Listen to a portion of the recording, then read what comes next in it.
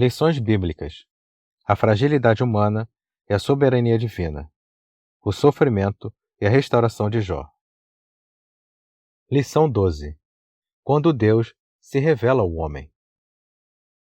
Texto áureo. Então, o Senhor respondeu a Jó desde a tempestade. Jó 40, versículo 6. Verdade prática. Mesmo transcendente e distinto de sua criação, Deus se revela ao homem mortal. Leitura diária.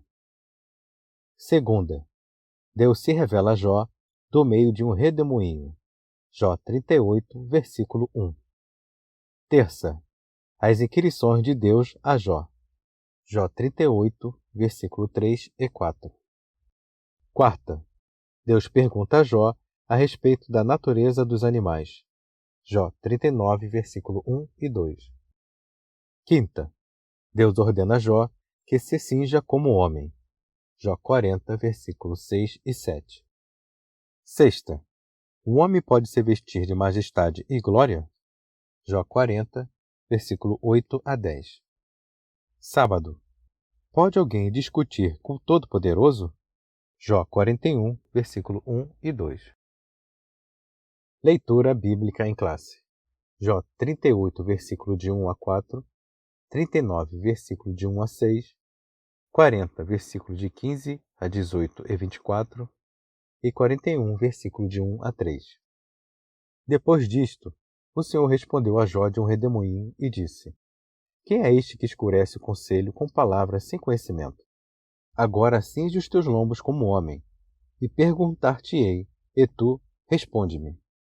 Onde estavas tu quando eu fundava a terra? Faze-nos saber se tens inteligência. Sabes tu o tempo em que as cabras monteses têm os filhos, ou consideraste as dores das servas? Contarás os meses que cumprem, ou sabes o tempo do seu parto? Elas encurvam-se para terem seus filhos, e lançam de si as suas dores. Seus filhos enrijam, crescem com o trigo, saem e nunca mais tornam para elas. Quem despediu livre o jumento montês? E quem soltou as prisões ao jumento bravo? Ao qual dei o ermo por casa, e a terra salgada por moradas? Contempla agora o behemote, que eu fiz contigo, que come erva como o boi. Eis que a sua força está nos seus lombos, e o seu poder nos músculos do seu ventre. Quando quer, move a sua cauda como cedro. Os nervos das suas coxas estão entretecidos. Os seus ossos são como tubos de bronze, e a sua ossada é como barras de ferro. Podê-lo-iam, porventura, caçar à vista de seus olhos, ou com laços lhe furar o nariz? Poderás pescar com anzol o leviatã? Ou ligarás a sua língua com a corda? Podes pôr uma corda no seu nariz, ou com um espinho furarás a sua queixada? Porventura, multiplicarás suas suplicações para contigo, ou brandamente te falará? Introdução. Nesta lição, vamos estudar como Deus se revelou a Jó e dialogou com o patriarca. Esse episódio marca o ápice do livro de Jó, pois mostra a quebra do silêncio divino. Ao longo desse estudo, veremos que as respostas de Deus não são precisas, segundo a objetividade que os humanos esperam. Jó, portanto, é desafiado a comparar sua habilidade e sabedoria com as divinas e a responder quem, de fato, age com justiça no mundo. Ponto central. Deus se revela ao ser humano. Tópico 1. A revelação de um Deus pessoal. 1. O Deus que tem voz. O Altíssimo havia falado nos 2 primeiros capítulos, mas essa fala era totalmente desconhecida por Jó e seus amigos ao longo do livro. Assim, até o capítulo 38, houve muitas falas sobre Deus. Jó falou, sua mulher e seus amigos falaram. Todavia, Deus mesmo não falou durante todo esse período. Ele estava o tempo todo presente, mas sem dizer nada a Jó. Até que quebrou o silêncio. Depois disto, o Senhor respondeu a Jó de um redemoinho. Jó 38, versículo 1. 2. a poderosa manifestação de Deus. A cena, sem dúvida, é impactante, parecida com o da pesca maravilhosa. Quando Simão Pedro, após seguir a orientação de Jesus, pegou uma grande quantidade de peixes ao recolher as redes que havia lançado, imediatamente exclamou: Senhor, ausenta-te de mim, porque sou um homem pecador. Lucas 5, versículo 8. A majestade divina impactou a Pedro. Não foi diferente com o patriarca Jó. Ele ouviu a voz que tanto ansiava por ouvir. O Altíssimo revelou-se pessoalmente. Jó estava diante de uma manifestação teofânica de Deus, e este falava-lhe no meio de um redemoinho. Essa forma de manifestação divina é confirmada ao longo das Escrituras, como por exemplo com Moisés. Isso mostra que Deus não é impessoal. Pelo contrário, ele é um ser que se revela e fala com os homens. Jó teve a sua vida transformada depois de ouvi-lo. 3. O Deus que está presente. Expositores bíblicos destacam que Deus se revela como Jeová, o Deus do pacto. Entre os capítulos 13 e 37, aparecem várias referências a Deus como El Shaddai, o Deus Todo-Poderoso. Na teologia tradicional, exposta pelos amigos de Jó, essa era uma forma fria e distante de se referir a Deus. Um Deus que existe, mas que está longe dos homens. Dessa forma, El Shaddai era, no entendimento deles, o nome que identificava Deus como forte e poderoso, mas distante e indiferente. Essa visão tradicional de Deus acabou por exaltar sua soberania, mas diminuir sua compaixão e misericórdia. Nesse contexto, Jó clama por encontrar a Deus, chegar ao seu trono. Esse era o grande dilema do homem de hoje, pensar que Deus o havia abandonado. O patriarca nada sabia dos bastidores celestiais, onde o diabo apostou sua falta de integridade. Ele não sabia a razão do silêncio de Deus. Daí toda sua angústia e desespero por se sentir sozinho e abandonado. Para ele, o Criador se escondeu para não ouvir sua defesa. Mas o grande propósito do livro de Jó revela que, mesmo quando estamos às escuras, andando somente por fé e não por vista, Deus está presente e próximo de nós. Síntese do tópico 1. Deus se revela ao homem e se mostra presente diante da angústia. Tópico 2. A revelação de um Deus sábio. 1. Na mecânica celeste. Deus convida Jó a contemplar o universo e vê-lo como funciona. Há uma mecânica celeste que rege os fenômenos naturais, de forma que garanta sua perfeita regência. O Criador desafia Jó a contemplar tudo isso e ver como seu funcionamento harmônico atende a um propósito superior. De fato, o salmista disse que os céus manifestam a glória de Deus e o firmamento anuncia a obra de suas mãos. Salmo 19, versículo 1. Jó se comportara como um grande sábio, mas Deus mostrou-lhe que ele nada sabia. Por isso, o Criador o desafia a contemplar o mar e o sol, pois ele nada sabia da origem dos oceanos, da grandeza da luz solar e, menos ainda, das dimensões da criação. 2. Na dinâmica da vida.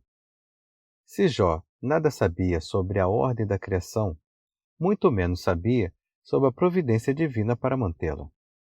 Jó deveria ser capaz de responder às seguintes questões: como veio a existir a criação? Como ela é preservada? Saberia Jó explicar como Deus faz para alimentar os leões e seus filhotes? Como as cabras monteses conseguiam dar cria a seus filhotes e protegê-los dos predadores?